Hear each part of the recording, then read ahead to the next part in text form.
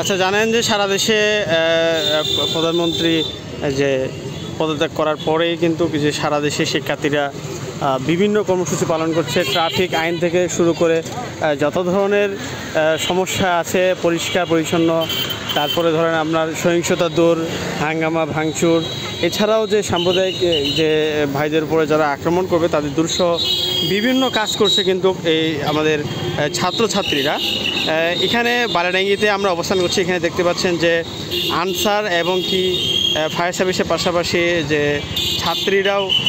ছাত্রছাত্রীরাও কিন্তু এখানে ট্রাফিকের কাজ করছে।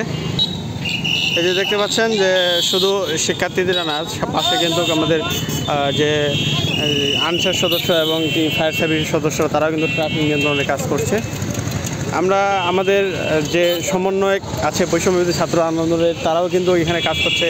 আমাদের বালিয়াডাঙ্গি উপজেলার সহ সমন্বয়ক, কেন্দ্রীয় সহ সমন্বয়ক যে রিফাত হোসেন আছেন এবং কি আমাদের বালিয়াডাঙ্গি উপজেলার যারা সমন্বয়ক আছে তারাও কিন্তু ট্রাফিক নিয়ন্ত্রণে কাজ করছে। এছাড়া বিভিন্ন কর্মসূচি করছে তারা, যে বিভিন্ন ধরনের সহিংসতা, চাঁদাবাদী এবং কি যে সাম্প্রদায়িকদের উপরে হামলা ভাঙচুর সহ বিভিন্ন রোধে তারা কিন্তু কাজ করছে। হ্যাঁ, এখানে দেখতে পাচ্ছেন যে এখানকার শিক্ষার্থীরা সেভাবে কাজ করছে যাতে কোনো ধরনের ট্রাফিক সৃষ্টি না হয়।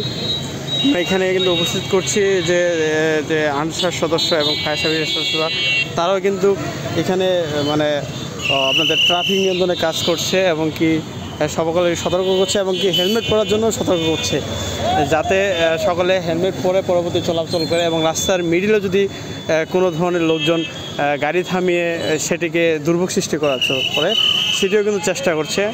আমরা আপনাদেরকে মানে দেখাচ্ছি, এটি হচ্ছে আমাদের ঠাকুরগাঁয়ের যে বালিয়াডাঙ্গি উপজেলা আছে সেই চৌরাস্তায় একটি এরকম দৃশ্য।